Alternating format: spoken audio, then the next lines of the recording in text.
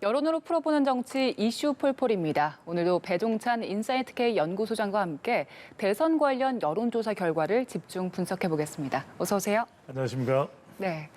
오늘은 대선 후보 적합도 조사 결과 먼저 살펴볼 텐데 네. 두 개의 조사 결과를 연달아 살펴볼게요. 일단 이번 주 발표된 대선 후보 적합도입니다. 이재명 후보가 선두를 유지한 상황에서 네. 윤석열 후보, 홍준표 후보, 이낙연 후보, 윤석열 후보를 빼고는 두 후보 모두 소폭 상승했습니다. 그리고 두 번째 리얼미터 조사 결과를 띄워주시죠. 네, 리얼미터 조사를 살펴보면 역시 이재명 후보가 선두를 유지하고 있습니다. 지금 홍준표 후보의 상승세가 조금 눈에 띄긴 하지만 네. 앞서 그 4개의 여론조사 합동 결과 좀 비슷한 것 같아요. 이번 주 전체적인 흐름을 어떻게 분석할 수 있을까요? 큰 흐름은 다르지 않아요. 예. 그런데 첫 번째로는 윤석열 후보가 타격을 입고 있다. 예.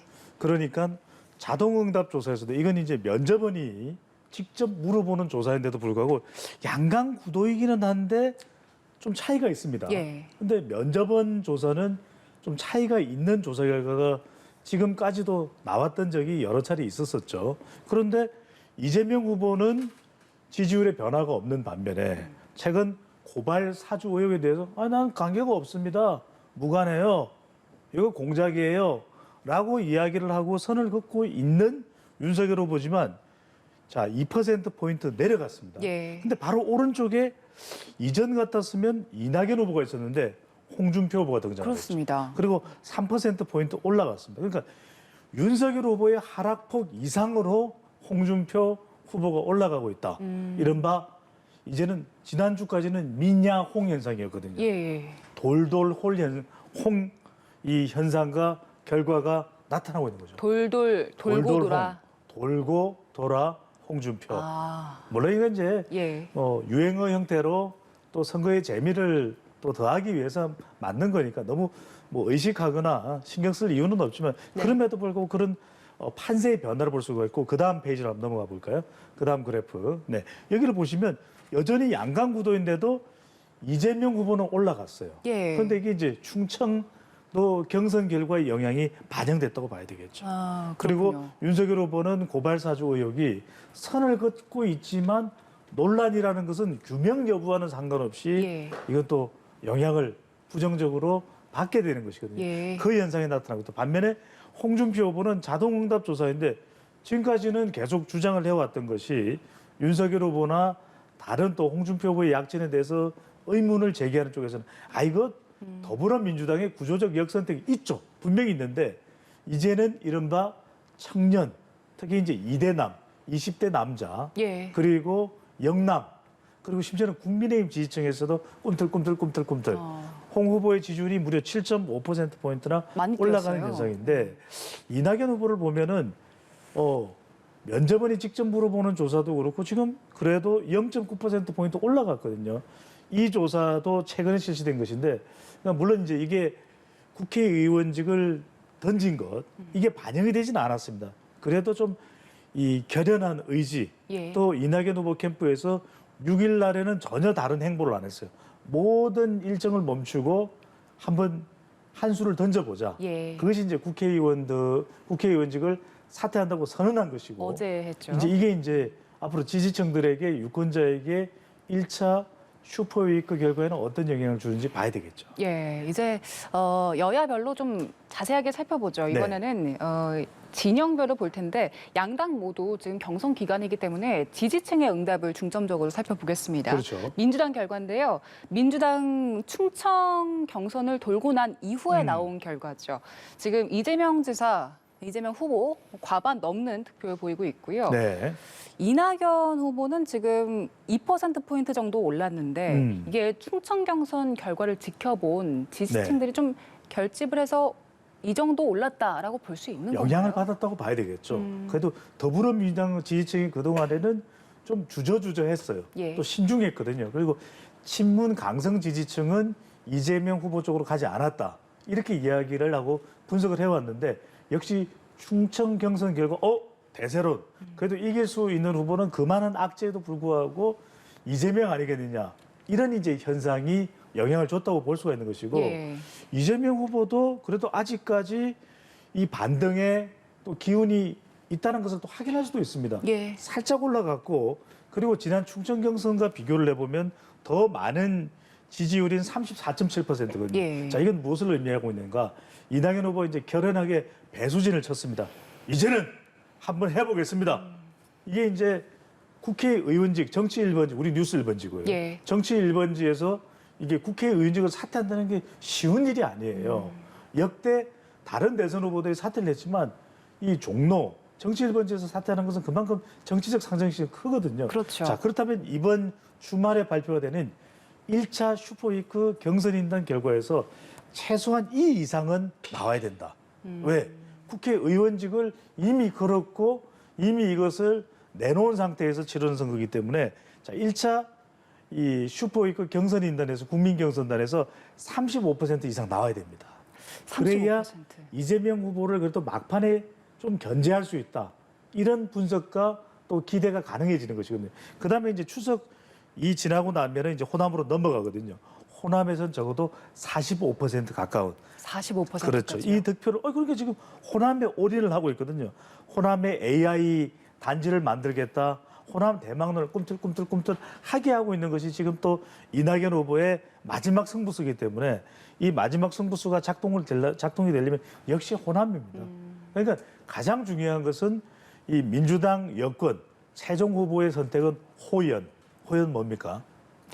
네, 호남과 그다음에 호문이군요. 호문. 문재인 대통령의 예. 지지층. 이걸 얼마나 끌어올냐. 그래서 지금 이낙연 후보도 지지율을 더 끌어올리기 위한 몸부림에 예. 문재인 정부의 개혁을 이어가겠습니다. 초대 총리인 제가 할 수 있습니다. 이 이야기를 계속 강조하고 있는 것은 바로 그런 이 지지층들을 막판에 한번 좀 더 반전시키겠다. 이런 의지로 봐야 되겠죠. 그동안 배 소장께서는 계속해서 그 본선 경쟁력이 굉장히 중요하다는 그렇죠. 말씀하셨잖아요. 근데 네. 이낙연 후보가 던진 승부수 그게 본선 경쟁력을 넘어설 정도의 파워가 있을까요? 당장은 모르겠어요. 여전히 이 국회의원직을 내놓은 것만으로 이 지지층들의 마음이 확 바뀌겠냐. 그렇지는 않을 거라고 봐요. 하지만 그럼에도 불구하고 결연하거든요. 예. 국회의원 4선까지 지낸 이 종로 정치 1번지의 현직 국회의원이자 전남지사를 역임했고 국무총리도 역임했고 뭐 더 이상 뭐가 남았습니까? 그런데 본인의 모든 것을 내려놓고 한번 대선에 도전하겠습니다. 품격 있게 도전하는 후보, 품격 있는 후보라 해야 됩니다. 흠 없는 후보라 해야 됩니다. 이제 이건 비장한 거죠. 예. 자, 이 부분을 얼마나 알아줄지는 유권자의 몫입니다. 예. 이제는 국민의힘 지지층 적합도 보겠습니다. 네. 지금 윤석열 후보가 선두를 유지하고는 있습니다. 그런데 1, 2 후보 간의 그 상승 하락이 눈에 띄거든요. 네. 지금 윤석열 후보의 지지율이 최근 들어서 계속 주춤했잖아요. 그렇죠. 여기에 더불어서 또 고발 사조 의혹까지 있었기 때문에 이런 의혹들이 이번 결과에 좀 반영이 된 걸까요? 반영이 됐죠. 그러니까 윤석열 후보가 아주 잘 나갈 때 이른바 우리가 젊은 세대들의 이야기로 MZ세대 이야기로 리즈 시절에 예. 잘 나갈 때 지지율이 잘 나갈 때는 이 국민의힘 지지층만 놓고 보면 70% 나왔어요. 70%나요. 70%대가 나왔다는 거죠. 그런데 그 지지층의 일부분을 적지 않은 비율을 지금은 홍준표 후보가 가져가고 있다. 그러니까 이건 이제 국민의힘 지지층입니다. 그러니까 이걸 우리가 간단하게 볼 수 없는 것이 예. 더불어민주당 지지층이면 그건 구조적 역선택이겠지. 이렇게 뭐 우리가 웃어 넘기거나 또는 이건 뭐 실제 본선 경쟁력과는 무관하다. 이렇게 할 수 있는 분석이 있을지도 모르겠어요. 근데 이건 예. 국민의힘 지지층입니다. 그러게요. 그러니까 이른바 20대 남자를 중심으로 해서 이준석 대표와 보이는 케미, 정말 절묘한 케미. 이준석 대표 존중해야 됩니다. 이걸 이제 치고 들어가는 것이거든요. 그다음에 홍준표 후보의 경우에는 영남권, 바로 보수 진영의 심장이자 신장이에요. 그러니까 대구에 지역구를 두고 있으면서 경남지사까지 얘기하면서 TK와 PK가 동시에 꿈틀거립니다. 그다음에 중요한 것은 본선 경쟁력인데 이거 홍준표 후보로 어떻게 본선에서 이길 수 있을까? 지난 대선에서도 24% 득표로 좌절됐잖아. 그런데 그게 아닙니다. 윤 후보가 흔들거리면 그러면 이 홍준표 후보가 이제는 모든 후보가 다 비호감이에요. 그러니까 이른바 호감이냐 비호감이냐가 리셋되는 재평가되는 시대가 열린 거죠. 예. 그러니까 가만히 이야기를 들어보니까 홍준표 후보를 비호감이라고 선입견을 가지고 그동안은 기울이지 않았는데 듣고 보니까 20대 남자의 경우에는 홍 후보야. 예. 이런 반응이 일어난다는 거죠. 특히 이제 60대 이상에서도 그리고 국민의힘 지지층에서 그러니까 무려 14.5%나 올라갔다. 그러니까 아주 2, 3주 전까지만 하더라도 민야홍 현상이 국야홍으로 변하고 있는 국면에 있는 거죠. 이렇게 되면 윤석열 후보로서는 상당히 위협적일 수 있는 거죠. 예. 국민의힘 지지층이 선택하는 야권 후보는 홍준표. 이게 이제 현실이 돼버리면 윤석열 후보로서는 엎친데 덮친 격이 되는 거죠. 고발 사주 의혹은 해명도 안 되는데 국민의힘 지지층은 계속 올라오는 치고 오는 상황이 되는 거죠. 특히 이제 홍준표 후보가 가장 큰 위협이 되는 거죠. 그렇습니다. 이제는 그 선호도 추이를 좀 살펴볼 텐데 윤석열 후보의 뒤통수가 좀 간질간질할 것 같아요. 지금 네. 소장님께서는 몇 주 전부터 홍준표 의원님 계속해서 상승할 것이다 그렇죠. 이런 가능성을 언급해 주셨는데 이 추이는 어떻게 읽어볼 수 있을까요? 그러니까요. 이게 이제 상승세가 간단치가 않다라는 예. 거예요. 그러니까 아까도 말씀드렸듯이 결국에는 홍준표로 가능할까 이랬는데 여기에 전제 조건은 두 가지거든요. 하나는 윤석열 후보가 좀 흔들려야 홍 후보 쪽으로 시선을 돌릴 수 있는 것. 그런데 그런 상황이 생겼잖아요. 뭐 예. 때문에? 고발 사주 고발사주. 의혹 때문에. 또 하나는 홍준표 후보가 그동안 비호감이라는 선입견이 너무 강했잖아요. 홍콜라 에이 아니야. 그랬는데 이야기를 또 가만히 이제는 전부 다 대선 후보 거의 모두가 이제 스캔들 논란 상황이 있기 때문에 다 비호감이야. 그러니까 이거 호감 대 비호감의 평가가 다시 이루어지는 재평가의 시대가 열렸거든요. 그러다 보니까 홍준표 후보가 본선 경쟁력을 들여다보니까 그것도 소개하실 거잖아요. 본선 경쟁력 있네? 예. 이런 판단이 이루어지는 거죠. 예, 이번에는 그 가상 양자 대결을 살펴볼 텐데 먼저 리얼미터에서 조사한 결과입니다. 지금 살펴보시는 것처럼 홍준표 의원도 이번 주부터 추가가 됐습니다. 네. 윤석열 전 총장은 가상 양자 대결을 열었을 때 여권 후보들에게 모두 앞섰고요. 네. 반대로 홍준표 후보는 모두 다 뒤처졌습니다. 이 결과 어떻게 읽을 수 있을까요? 그러니까 이 자동응답 조사의 경우에는 대체적으로 국민의힘 후보가 좋게 나오는 편이에요. 그런데 보면 가상 대결에서 윤석열 후보, 또 홍준표 후보, 윤석열 후보, 홍준표 후보. 그런데 본선 경쟁력이 물론 아직까지는 뒷심이 딸리는 상태입니다. 예. 홍준표 후보. 그런데 아주 큰 차이냐? 오차 범위 내의 수준이에요. 그렇습니다. 그러니까 불과 6주 전, 7주 전만 하더라도 턱없었거든요. 그런데 한 3, 4주 전까지만 하더라도 홍준표 후보가 1대1 가상 대결 경쟁력에서 100곳까지 올라왔어요.